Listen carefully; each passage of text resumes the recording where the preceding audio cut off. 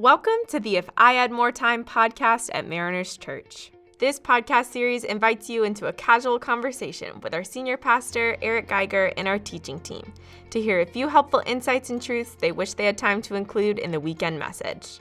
Be sure that you have listened to this weekend's message prior to listening to the podcast so you get the most out of our current series. We hope you enjoy it.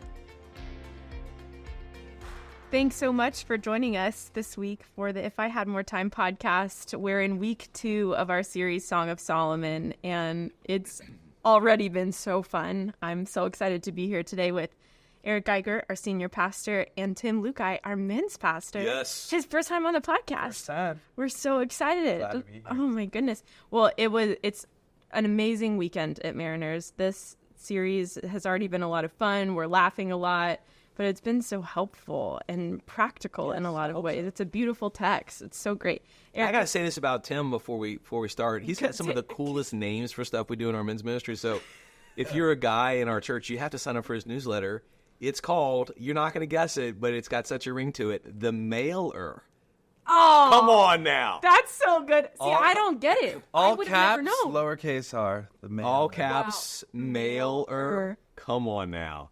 That's just high quality, elite. It's clever. It's elite. That's elite email branding right there. Yes. This is a shameless plug for all of the men listening. Mailer. Sign up. Come for on, our you want the mailer. mailer. That's so Go to our good. web. They can sign up on our website, right? Yeah. Go to the men's page. Go to on the men's website. page and sign up for the mailer. Come on now. I want to see those subscriptions go up. Let's go. Speaking of men, a lot of the message this weekend was geared towards the men of Mariners, the men that would be tuning in. And even as a woman, you asked me afterwards, how did it feel? I'm stoked about it. Right. I have no problem that this message, even though I found some of my own role in it too in this topic, and we'll get to that later. But Eric, if you had a little more time in this message, what would you have spent it on? So I do have more time on Thursdays. So we have our young adult service on Thursday nights, and I actually spent more time on the Thursday night service trying to be helpful to the young adults in the room, the young adult guys in the room, which, I mean, I feel like I could be some of their dads from an age standpoint. I've been married for 27 years now, right? So, and many of them are 27 years old, right? Or a little bit older, a little bit younger. I have not pursued a woman in over 27 years, so I'm sure there's some things that are culturally have changed since I pursued. But let me give you some suggestions, young men, on how to pursue a woman. So I spent more time on that. So All the girls in the room said hallelujah when this happened. I can give just a little Cliff Note version of that. And the other reason I wanted to do it is because last week, week 1 of the series, we had Mariners Online. A good number of guys ask for prayer and go private. So there's chat options on Mariners Online, and we have amazing volunteers who are in the chat, answering questions, praying for people. But a lot of men were on there saying, I really want to, I want a relationship. How do I pursue someone? I want to do this. How do I do this? So because of that, I wanted to spend some more time, and I did on Thursday night, so I said, hey, here's the short answer on how to pursue a woman. Short answer. You have to talk to her. Yeah, you have to talk to her. Longer answer. So here's the longer answer. So you want to pursue a woman, you see someone at church that you're interested in. Thursday night for our young adult community, it's a great place. I'm praying that a bunch of marriages come out of our Thursday night gathering. Amen. So you see a young woman that you're interested in, you go and talk to her. Hey, my name's Eric. Are you from Southern California or did you move here? Just open with a question like that. Now, you may have a couple questions in your mind that you could ask, but try not to show up with the preloaded questions, because if you do that, you're going to then just wait till a pause and ask question 2, which had nothing to do with what she said, and she's going to be able to read that you aren't listening to her at all. So don't show up with the preloaded questions. That's really a key component of this wisdom. Because you want the woman has to know that you actually are going to listen. So when she starts talking, then ask a follow-up question on something that you found interesting. And if you found nothing interesting, then, in the conversation, but if you found something interesting, ask a follow-up question. Then ask a follow-up question on that. And then a follow-up question on that. So now you're like 3 or 4 questions. So at 3 or 4 questions that you've asked, if she has not asked you any questions back, this is not the time to try to ask her to coffee. She's not given any kind of pursuit back. That doesn't mean she won't next time. Say, hey, it's so good to meet you, and maybe you'll see her. Maybe you'll see her again for some. It could become a friendship that later turns into a mutual attraction. But if she's not asking questions back, don't try to push. But if the conversation is flowing and she's asking you questions and you're sensing some kind of connection, some kind of vibe is happening, or it's 2 weeks later and the conversation is picks back up and you've had lots of conversation, then I think it's great to say something like, hey, I'd love to get to know you better. Could we meet for coffee sometime? Can I get your contact information? And then get her contact information. Now, do not wait 3 days to send her a message. That drives women crazy. Yes, it does. You can't do that, bro. Like if she gave you her number, do not make her feel like you're the guy who might ghost her. So, you don't have to 5 minutes later, but within a couple of hours or early the next day, send her a message, set up coffee. Don't make her feel like you're stringing this out. Women have been taken advantage of and treated very poorly by guys in this regard. Mm-hmm. So don't do that. Show that you're not going to be that kind of guy. So meet her for coffee, have a conversation. That goes great. Then say after that, give her a call, or if you're like, I don't talk anymore on the phone, I haven't done that in years, I just text now, then text her after and say, hey, I'd love to get together for dinner. Would you like to go to dinner with me sometime? She says yes. Then, hey, what's your favorite cuisine? What's your favorite kind of food? Find a great restaurant that is her favorite kind of food. And then ask, hey, would you be more comfortable if I picked you up, or would you like to meet at the restaurant? And then, so I can help get you that far. That's me just trying to get you. So that's it's got to start. But it starts with you talking to a woman. It's amazing. So I've got 27 years of marriage, Liz. You've got roughly 27 days, something like that, of marriage experience, close to that. What do you say to the woman? Yeah, I think everything you said, I'd 100% endorse. Thank you. Any young men in our church. For the women, I would say also, I would just encourage you to be open. I didn't have this rule hard and fast for myself and my friends, but we all like to think about it as kind of honoring the process. So if a guy works up the courage to ask you out, let's say if you really, really, really just absolutely, there's no chance ever that it would work out, at least give him the dignity of an honest no, a clear answer. Yeah. But I tell guys, if a woman tells you no, that's good for you, man. Yes. Because you're gonna I don't want the guys to be scared of a no. Yeah. Because some dudes are not pursuing because they're so terrified of rejection. That's right. So I'm trying to help a guy feel like, man, it's totally normal to get rejected, fine. And it's gonna make you better. It's fine, man. Right. Absolutely.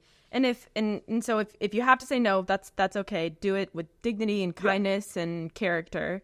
But especially my friends now, I'm really encouraging them to be open. I mean, last week you talked all about character and how character can turn into attraction. Right. And especially among our community here, there's amazing men and women, all single. Sometimes I look around and I'm like, how is this possible? How are they all still single? They're so amazing. Because they're such great people. They're so amazing, that I'm like, you just need to spend time to get to know one another. So I have a couple of friends that I'm even just thinking of now that I'm always so proud of them, because they'll go on a couple dates and it won't work out, but it's because they were really open to somebody that was maybe not what they expected. And I think it's a great way to learn and again, just be open to what God might have. Are you saying, am I hearing you say, I'm so curious because I'm the old guy now. Am I hearing you say that sometimes they can be too picky? Absolutely. Okay. Absolutely. Men and women alike. Yeah. But I can only vouch for the women now. And therefore, it's kind of what I said last week, but the even if they're not on an app, the swiping has trained people to make split-second decisions based on appearance, and therefore they could be missing somebody of character. Right. Tim, you chime in. Men's pastor, and also you should know, Tim looks out for the younger guys and girls on our staff around our church. He's always looking to set people up. Before Roddy, I was a recipient of this. I was grateful, okay? He's looking out for people. Hey, so Tim probably sets up more, but I'm batting 1,000. You are. Because I told Roddy, just as a reminder to everybody, I told Roddy, who is Liz's new husband, Yes. that, hey, man, if you, and I also said something I said in my sermon today. Yep. I said, hey, man, if I feel like you're vibing with Liz. He's like, nah. I'm like, he's like, we're just friends. I'm looking at him like, dude, it looks to me like so good. It looks to me like more than just friends. I said, so all I'm asking, and this was out of respect for you and him, because I love both of you. I said, man, if you move, go fast. Like don't string her along. Yep. Don't make this. Totally. Out of respect for her and respect for you. It was the most respectful thing with the relationship that we had being coworkers too, right? And so, yeah, and we did go fast. 11 months, first date to wedding. See, that it was quick. Not as fast as Kay and me, but it's fast. That'll be hard to beat. But okay, yeah. Tim, who is a champion of many of us. Come on now, Tim. I first of all, I am not batting 1,000. Like you're batting average because you shoot a lot. Because I definitely go up to a plate more, and I'm trying because I have a lot of people. Some of the women at our church that I know will be like, "Hey, you're the men's pastor. You got to have a guy for me." Like I'm like, "Oh man, it would be like, Lukei, you got hundreds of men." Exactly. Yeah, and it's the right. It's the men. Where's your list? Christian men, and I'm like, do they think this is like number 6 in your job profile? Yeah, it's like part of your job. Like, why are you not hooking me up? Yeah, exactly. And so there's even a couple of the single women on our staff. I'm like, I'm always looking out for you. And Liz was one of them. Yep, he is. And I struck out. I tried, and it didn't work, and that's fine. He's still an amazing guy. Liz, you should have come to me earlier. I know. Dang it. Everybody go to Eric. No. I can't handle a burden.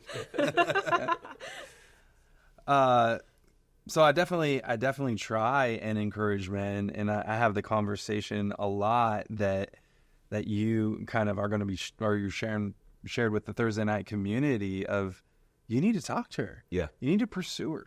And I don't always have to go into the detail of what it looks like to ask a girl out, but it also is interesting that we have to now communicate that, which used to be normal. It's a different day. It's a different day. And I actually think a lot of guys and women will appreciate learning, it is relatively simple, but just that encouragement and the ability, it's okay to get rejected. Cool. It's okay to do the hard thing.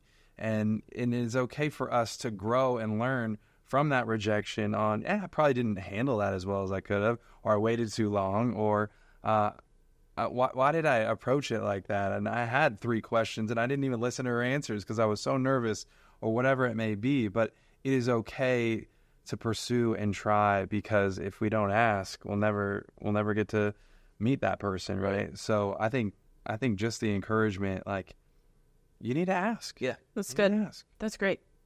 What about, we've talked about pursuit and dating, yep. And you mentioned it quite a few times in your message this weekend about pursuit and marriage. Tim, I think you've shared with me before about how you've seen this as a consistent theme in a lot of the marriages of men in your ministry. Talk to us a little bit about the importance of pursuit in marriage. Yeah, I think the tendency is that once you get married, you don't have to continue to pursue your wife. No. And there's a great book that I've handed out and I've read. It's called Date Your Wife. And basically it's saying we never should stop dating, pursuing, and cherishing and loving our wife. And unfortunately, more often than not, we see complacency begin with men, and honestly, probably with women as well. I'll just speak on behalf of the guys, that our wives desire for us to continue to chase after them and to love them and to cherish them. And I see it so often in the way that I talk to guys in that, man, like, my marriage is really struggling, and they share this hardship of their marriage being in crisis or their marriage being in a hard place. And I realize, and I ask, and I realize they're absolutely pursuing something, but they're not pursuing their wife first. And most often what I learn is what they're really pursuing is wealth or their career. Yes. Or the title, the C-suite. And so they have misordered their life. It's not that they're not pursuing something, they're just not pursuing the right thing.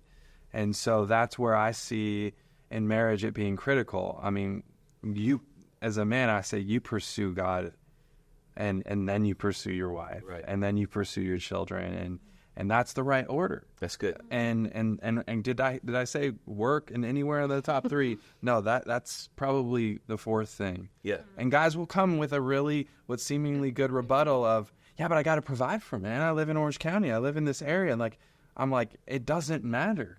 Would you give up your wife to get that position that you're chasing? No, of course not. Then you need to reorder your life. That's good. Wow. You talked a little bit about the nature of a man desiring pursuit. They will pursue something. Yes. What do you think whenever it comes to missing out on pursuit in relationships? What really keeps us, I'll say men and women, what keeps any of us from pursuit in a relationship? Yeah. Because we're hitting the guy pursuing. And then Song of Solomon, you actually see the woman doing some pursuing too, right? Mm-hmm. So I'm glad you're framing it as both, because obviously Tim and I are talking to the guys just because we are guys. Yeah. Like we feel more confident speaking to guys because that's who we are. And we do believe that men to be leaders and that women long to be pursued. Yet at the same time, you see in Song of Solomon this mutual pursuit. Yep. So where does it go wrong? Yeah. What keeps us from it? Why is this conversation so timely right now even? I think Tim's insight is what I've seen on repeat a lot, and it's really wise. It's a misordering. Augustine, early church father, he actually described sin the way that Tim just did. He said that sin is essentially disordered affections. Mm-hmm. So if you put anything above Christ, you could put a good thing above Christ. It's just not the ultimate thing. So you've taken the ultimate one, Christ, off of first place, and anything other than Christ is less than Christ, and you put something less than Christ in first place. So your affections are disordered. So I know this can be like an over-spiritual answer, but it's really true. If you pursue Jesus first, he is going to cause you to pursue your spouse, to care for your kids. If you go after him first, he will order the rest of your affections. So that I do think is a primary answer.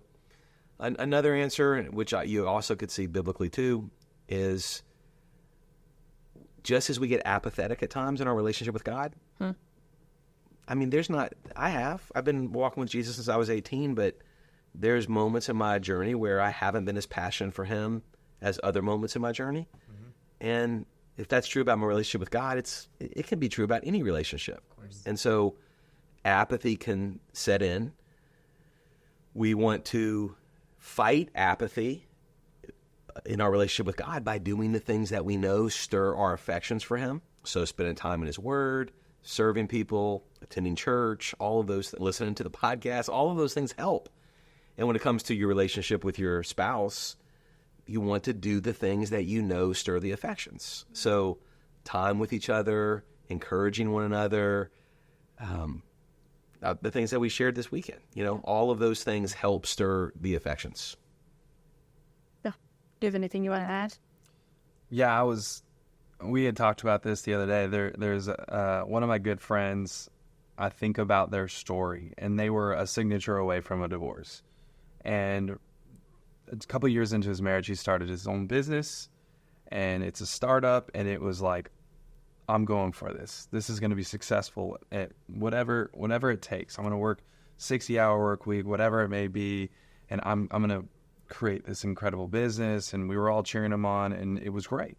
But he was only 1 or 2 years married, and we slowly saw him and his marriage quickly go secondary down the line, and all of a sudden he's in crisis. And I got to talk to the two of them most recently, and they've restored their marriage. They never got a divorce, praise God. But one of the things that they did when they recognized that they were in such crisis, she shares how alone, isolated, and in pain she was and by the way, there was 3 kids in the process. They were married, they had 3 kids in 3 years, and he started a business at the same time. don't recommend that to anyone. And he recognized, and she said, I'm done. I got nothing left. And it was an immediate click. And I have got to pursue her. I will not give up. And I watched him invest time, money, and everything he had to reorient his life and pursue her at times where he felt like there is no chance that this is going to be saved, but I will not give up. Wow. And by God's grace and the Holy Spirit intervention and therapy and boot camps for marriages, all the things, they did it all. And his involvement here in men's ministry, her involvement here in women's ministry, in a group together, rooted, they did it all. And by God's just grace and miracle, they have restored their marriage, and it's a beautiful thing. And now they're very public. And so it's just a beautiful thing that we got to watch. And he stopped pursuing her. Yeah. Right early on. And he was pursuing building this incredible business and a name for himself. And she became not nearly as important to him, and it caused a major issue. And so pursuit is critical in a marriage. Yeah. Yes. That's good. Let's talk a little bit about the woman's role. We do have a role in this. For sure. Yeah. You've touched on it, and I think it might be in a future message, so we might be giving a bit of a sneak peek, but the importance of our part in this too. I can speak for how Kay has helped a bonehead husband like me at times. She probably wouldn't call you a bonehead. No, I'm not. If she were here, I'm she'd say, you're that. not a bonehead. Well, I mean, you heard how clumsy I was on the first call when I asked her on a date. You know, I love that. like totally forgot to give the place and the time. You probably should have taken your own advice. Exactly. I was young. I have better advice now. years. Yeah, I'm more sanctified at this point. Yeah. There are times when I'm better at pursuing than other times, and when I'm not, times that I haven't been the best at pursuing, Kay's approach to me has not been, "You are such a sorry excuse for a husband. Why don't you pursue me anymore?" Oh. She's never done that. She's never one time. Now, maybe if I don't repent, then she would get to that place, but she's not started there. She's actually made it easy for me to pursue. So she's done things like this. Hey, which night you want to go out to eat this week? I'll make us reservations. Yeah. Taking some of the load off of you. Hey, I know you're slammed this week. Is Tuesday better or Thursday better this week? Obviously not Thursdays anymore because of young adult service, but we've had to reorient our lives a bit. But but even when we did the Thursday nights, we talked about what night would because Thursday had been a common date night for us. Yeah. We typically have a date once a week, and we have for years. And I'm super thankful for it. And we've gone on vacation. Friends of ours have thought this was crazy, but we would go on vacation, just me and her, when Ethan was like 6 months old. So we started doing that, and because we believe that the best gift we'll give our daughters is for them to see us have a strong marriage. So we didn't wait till they're like 6 or 8. We started going a whole week away the first year that they were born. Have family fly in to spend time with the kids. And so that's kind of been a discipline for us. But at times, Kay has helped me keep it by saying, "Hey, what night is best, baby? Hey, what are you hungry for? I heard you say it's been a while since sushi. What do you think about sushi night?" As opposed to saying, "Well, it's Monday and you haven't said anything. Lose your husband." She's made it easy for me. Yeah. She's helped me along. She's nudged me along. Yeah, she doesn't shame you whenever you don't measure up or whatever. Yeah. She's helping you out. I have a friend, Joby Martin. I've heard him say that men are we're kind of like dogs. You just have to train us a bit. And so the other thing that she does is that when I do pursue, she'll just encourage the heck out of me. Yeah. That was so amazing. Yes. So I would say that to women, when your husband does pursue, or he does pray for you at dinner, or he does ask you about something you read in the Bible, or he just says this one thing about his walk with God, act in complete awe and encourage like, this was the most important conversation I've had the entire week. Make him feel like that was the best thing that he's done. Yeah. And it really was awesome. And that's what Kay does. She's good. She's just really trained me. she's treated me like the dog. That's on the wisdom. Yeah, I think it's she's trained me. Yeah.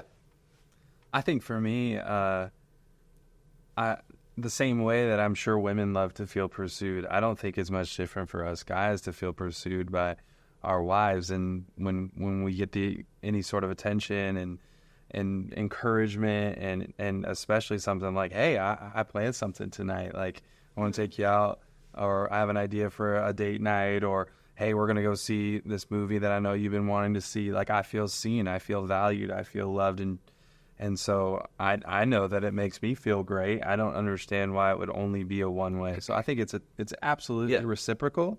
I think there's a time and place for us guys that it's important for us to step up and do it. I think that is absolutely, and we've been talking about that, like it's part of our role to pursue and make a woman feel loved and cherished, and absolutely. But in a marriage, I think it shouldn't only be one-sided. Absolutely not. I think that's one of the ways that a guy would like to feel respected and valued and cared for. And so absolutely, that's important to me with Corey is that I feel like, oh man, you were thinking about me. Yeah. Like, I love that. Thank you. That's great. So to your point on the man pursuing, I will get to this in chapter 6, but in chapter 1, so week 1, I shared how the woman actually speaks more than the man in Song of Solomon. Scholars have said that the woman speaks 53% of the time, the man speaks like 34% of the time. So, a pretty big difference, and that worked well for this couple, and it works well in our marriage. Case speaks more than I do. However, when you get to the end, you actually find that the man compliments the woman more than the woman compliments the man. Mm-hmm. So even though the woman speaks more, the man does more complimenting. It's not to say that men don't need compliments from their wives, but if you just looked at the percentage, some could make the case that women, and my wife would say this is true. Liz, you're nodding as if it's true. You and Kay aren't speaking for all women. No. But some women would say this is true, that women perhaps need to be affirmed more from their husband than the husband needs to be affirmed more from the wife. Most definitely. That women need to be exhorted, encouraged, that they are cherished above all other women by their husbands. Mm-hmm. And so husbands know that husbands can't assume that, well, I don't need to hear it that much. That is not true about her. You don't get beat up with all of the messages that the world sends women about how they should look. That's true. What they should be like. The world comes for men. They do. Don't get me wrong. No, but I agree. As a dad of daughters. That's a great point. Yeah. As a dad of daughters. Body image, just beauty standard. I mean, that it's different for women. So it's your role as a husband. It is. I mean, you've got a pretty big giant. So it's a mistake for us guys to think, I don't need to be here. I don't need to hear that. I'm fine. Right. That's not necessarily true for your wife. Right. Actually assume it's not true. Yeah, right. It's better to assume it's not true and to ramp up the praise. That's right. That you give your wife. It's great wisdom, guys. This is so good. Tim, you have something for the men in a couple of weeks where it's going to be right along with Song of Solomon, but it is going to be a time just for the men, right, at men's breakfast? Absolutely. You want to talk a little bit about that? Yeah, we're really excited because we have really aligned with this series and the conversations that we have, and Eric's been taking us through Song of Solomon. And so the men's breakfast, March 9th, is very specifically oriented around this, continued the conversation, but in a setting where we could go even a little deeper and speak specifically to men. And so Jim Burns, he's a friend of Mariner's, been around forever. Doug Fields, youth pastor. So come on now, when you're Doug Fields, youth pastor. Exactly. And honestly, you see the similarities in the way they communicate. Good. He's hysterical and pretty unfiltered at times, which will be really fun. That's how we are in this series. Yeah. And so he's going to talk specifically about marriage and dating and singleness and sex and the same kind of stuff that we've continued to talk about throughout this series, and it's very oriented specifically for the guys in this setting. So I'm really excited for this coming breakfast with Jim. So men, sign up for the mailer and the men's breakfast. There we go. Absolutely.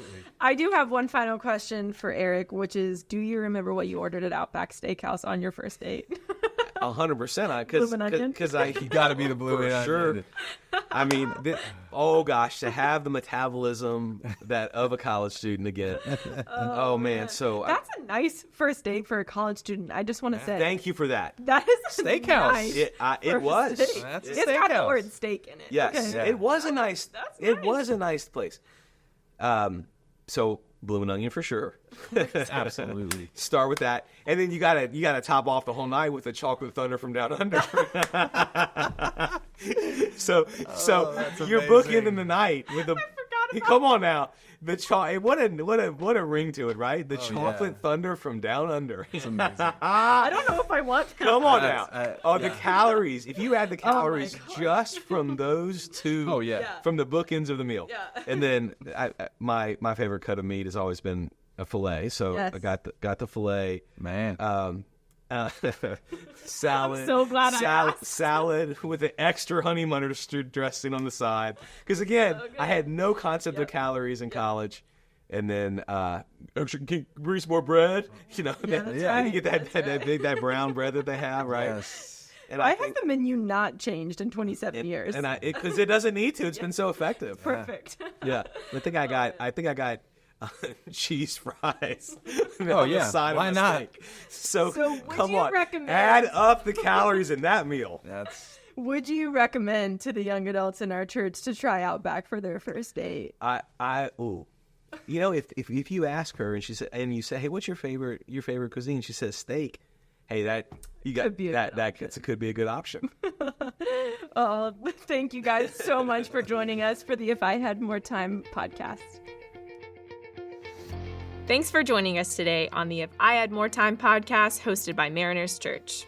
We hope to see you next weekend at any of our congregations across Southern California or online. To view our service times at each congregation, be sure to check out our website at marinerschurch.org.